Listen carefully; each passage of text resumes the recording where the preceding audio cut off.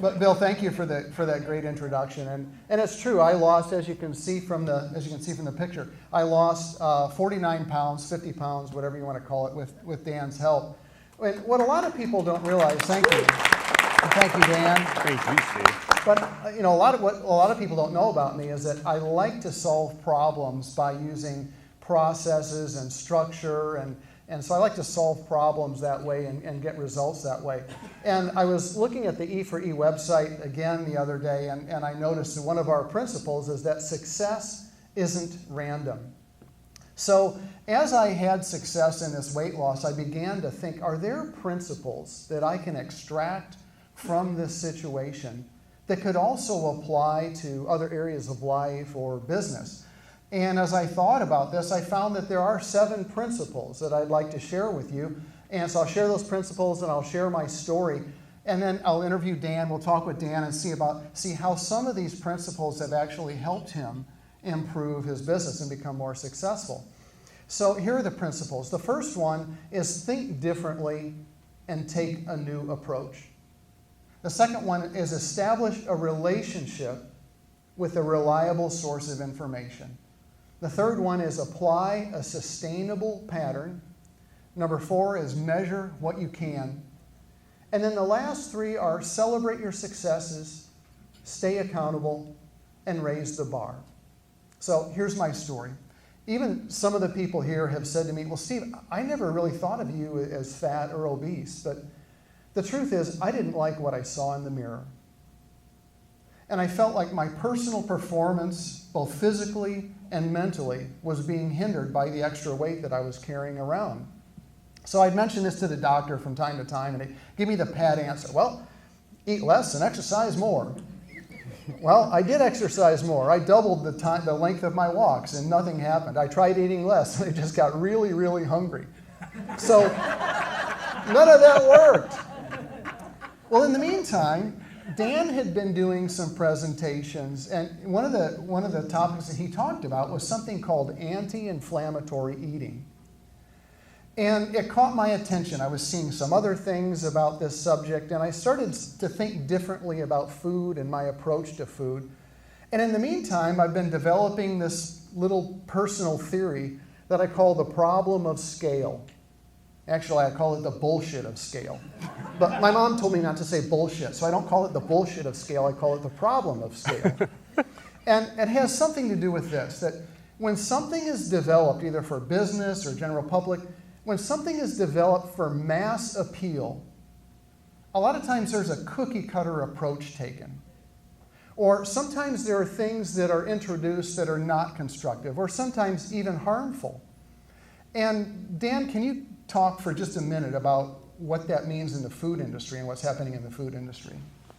Thank you, Steve, and thanks so much for the kind words. So we see this in the food industry, that the economies of scale, or BS of scale, are built in to produce the most food at the least price. And so what ends up happening is we have gains in the bottom line, but also gains in our bottom, often as a result of this.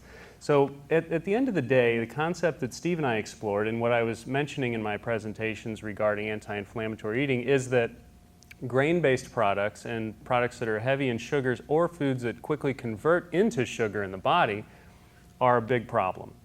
And a lot of society's consumption of these is built up around the fact that they are quite available in the standard American diet. SAD, it's a sad diet. So when Steve learned about this, asked more questions, we built a lot of his work around addressing this particular area. Yeah. So Dan was talking about this anti-inflammatory eating, and I was learning these things from his presentation, and then we developed a personal friendship as well.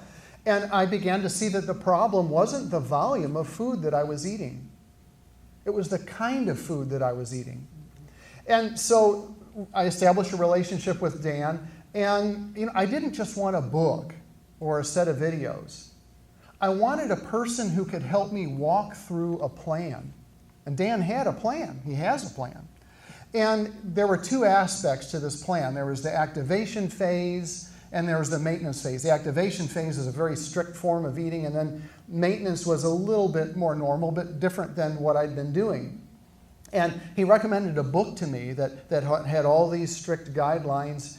And I began to recognize, I saw this, I looked at this book, and I said, I see that I have some of my own limitations here. I could see where I could jump into this, and I could maybe sustain it for 2 or 3 weeks, but then I don't know if I'd even like this food, or where do I shop for some of this stuff? I don't know. So what I did was I flipped it around. I incrementally achieved the maintenance phase, and I did it without having to shop in weird places or eat food I didn't like. And so I achieved this steady state of the maintenance phase, and then we put the hammer down. So we did the activation phase. And so what happened was the weight just started peeling off. I was losing 1 pound and 2 pounds a day. I couldn't believe it. Dan had said to me, well, we can probably get 20 pounds off. Yeah, right. So anyway, the weight started peeling off. And what I was doing, I was measuring just about everything I could. I was measuring the volume of food, the weight of food, the kind of food. I was measuring my own weight. Whenever I'd come into your office and we'd have a conversation, we did a urinalysis. And so like I said, the weight was just peeling off. Now sometimes I'd hit a rough spot. Maybe I'd get weak or something would happen where I just didn't understand what I needed to do. And this is where a relationship with a reliable source of information comes in handy. If I didn't have the relationship with Dan to turn to him and say, Dan, how do I work through this hard spot? I probably would have just given up. So what happened also was that I needed a cheerleader. My wife, Sharon, some of you know her, but my wife, Sharon, is a great cheerleader. So whenever I'd hit a goal, wahoo, and just about every day there was some kind of celebration because I was losing weight. And then I stayed accountable with Sharon and with Dan. So there was that accountability factor. And then every time I would hit, say, a new 5-pound goal, I was just amazed. I said, well, let's keep going. Let's raise the bar. So once you hit a goal, raise the bar. So that's the story. And I had my waistline, my jeans were a size 40. And I'm getting to now where I probably need about a 32. So it's been a great ride. But Dan, let's talk about these principles and how some of these relate to your business.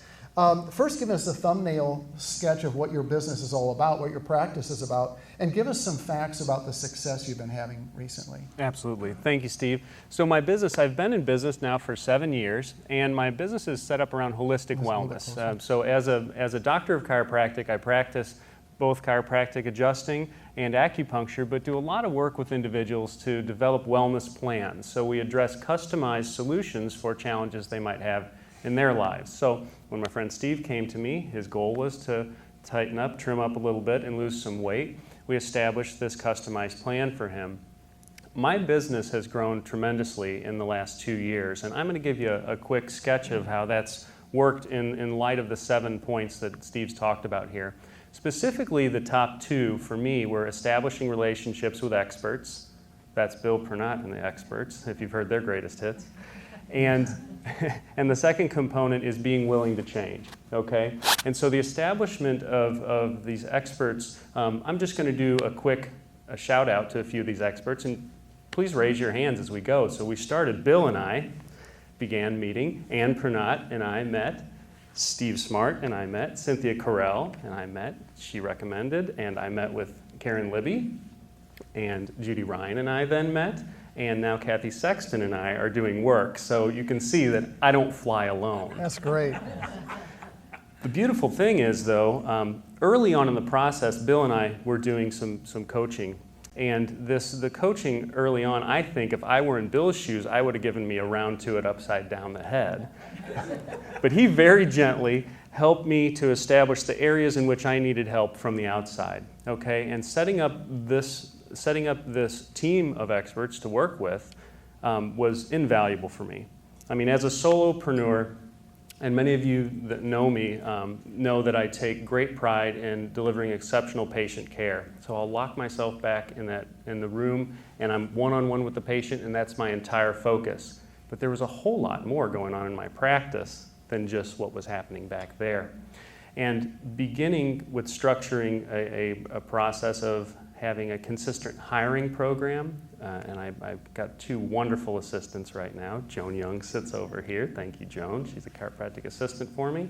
And I'm lucky enough to have her daughter, Leslie, working for me also, and she's my office manager. So we had an invaluable shift when we took a structured approach to a human resources process of hiring. And who knew there was a structured way to do that?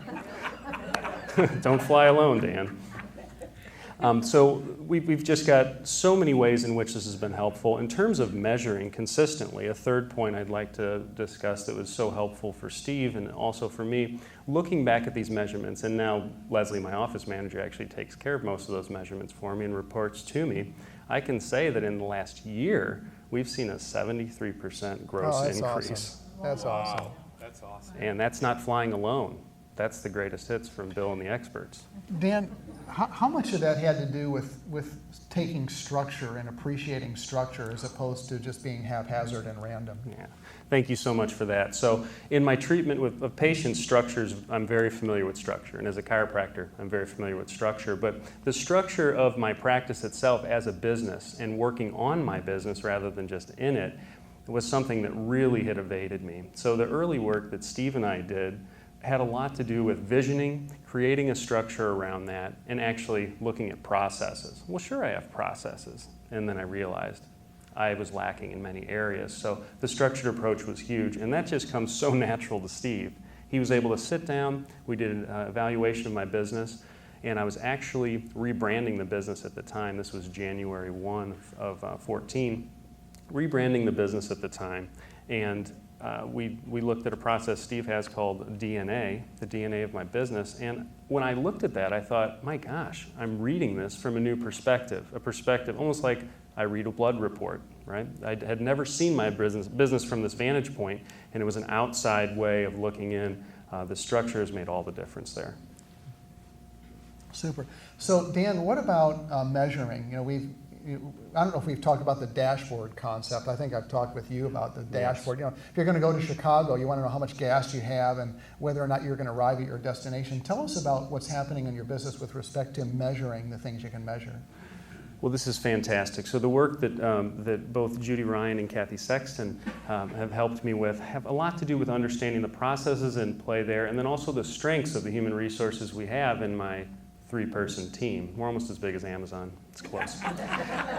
So when we look at the dynamics that exist there, it was amazing for me when we did some personality evaluation. We found out that Joan and I are like brother and sister in terms of our similarities, and then Leslie adds a great counterpoint to that. So it was incredible to understand that the commonalities and personalities make for great communication, but then having the strength of a third person to offset that and understanding that process. So yeah, the processes of evaluating the business and getting a dashboard view of what was going on, I saw things in a whole new light after evaluating like that. Yeah. Well, thanks, Dan. I think we're probably about out of time. And so let's open it up for some questions. Who has some questions about either, John, what question do you have? I'm just curious when you talk about it. Yeah, so the question is about anti-inflammatory eating. Can you give some examples of foods that are anti-inflammatory or otherwise? Sure. So I'll give you a couple categories. So inflammatory foods would be anything that causes a rapid rise and resultant fall in your blood sugar. If we look at controlling glycemic response, that's the term. Glycemic response is how quickly a food causes your blood sugar to spike, and then there's always a resultant valley, right? So when we look at inflammatory foods, these are foods that are high in sugar or quickly convert to sugar in the body, okay? So baked goods, for instance, are a double whammy because there's often a high sugar content in there, but then there's also high grain content so that those grains are quickly converted into energy in the body. An example of anti-inflammatory food would be a protein source like fresh caught salmon, for instance. Or chicken. Chicken's fantastic. Grass-fed beef. These are high protein sources. If somebody's vegetarian, this doesn't preclude this style of eating, of course, because vegetables constitute the biggest category, okay? So green leafy vegetables are very anti-inflammatory because it's like a multivitamin in a leaf. So broad categories there, but the differentiating point is how quickly the blood sugar responds, both in a spike and then the resultant valley. Other questions? Yes. Just a follow-up, are all grains alike? Are all grains alike? Wonderful question. All grains are not alike. There have been changes made to grains in terms of hybridization and some outside changes and modification to certain grains which make them more inflammatory. And there are other grain examples like quinoa, which is a grain that's indigenous to South America that has a very high protein content. That's actually an anti-inflammatory grain when it's consumed in moderation. So wonderful question, yeah. Wide variety even within the grains. But categorically, we say white flours, white sugars. These are substances that are inflammatory in nature when eaten in excess. And the beautiful thing is this isn't saying that you can never enjoy those things. If that's something that you enjoy, I do. I cheat sometimes. Yeah, well, but not too bad. So at the end of the day, you can be consuming this. It's just that on the aggregate, if you're eating in such a way that you're promoting an anti-inflammatory environment within your body, then small excursions from the plan are easily tolerated by the body. Yes. You mentioned that when you would. So the question is, what shows up in the urinalysis that you would use to look at the diet and all that? So there's many different measures that can be taken with the urine, but the basic evaluation that we looked at looks at 12 different factors. Some of the biggest components of that are the specific gravity of the urine, which actually tells us how dilute your urine is, so how well your body's staying hydrated. Another component is a ketone body, which actually is liberated. Ketones are liberated as we burn fats in our body, okay? So that's a marker that we watch. And there is a sweet spot. There is such thing as ketoacidosis, which is an excessive amount of ketone body that can show up. So we're actually monitoring to make sure you're staying in the sweet spot, or in that case that Steve was staying in the sweet spot of weight loss. Yeah, the ketones are an indicator of how much fat is being converted into energy. So question? For Dan, how has worked with you? So the question is, how working with me and my structured approach, how has that influenced your work with future patients? Well, as Steve indicated, we've become friends through this process. Yeah, I'm inspired by Steve's structure in multiple different ways, but in this case, I had a basic outline that I have used to work with patients in weight loss and other wellness endeavors. Steve's natural tendency towards a high degree of structure has made a drastic change, and I realized that I need to be providing that structure for patients when they don't naturally have it. So that was a big change that happened as a result of the work we did. Scott? I've done an anti-inflammatory difference. Yeah. I'll say this, that in spite of the results that I've got, our grocery bill is actually reduced a little bit, and I don't have to shop anywhere weird or eat anything weird, but we're out of time, and so thank you. Yeah. Thank you. Oh, sorry. Nice job. Thanks. Thanks. Okay.